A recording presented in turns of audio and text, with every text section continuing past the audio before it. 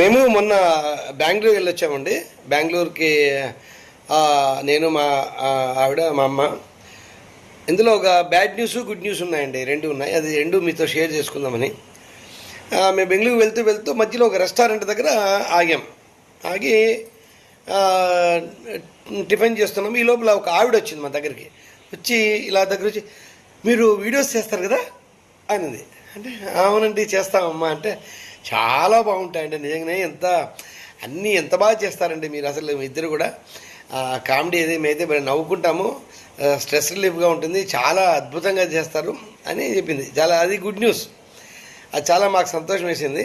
ఇంకా bad news ఏంటంటే, వీడియోలో మీరు చాలా తెల్లగుంటారు, ఇక్కడే నల్లగున్నారు అని చెప్పి నన్ను.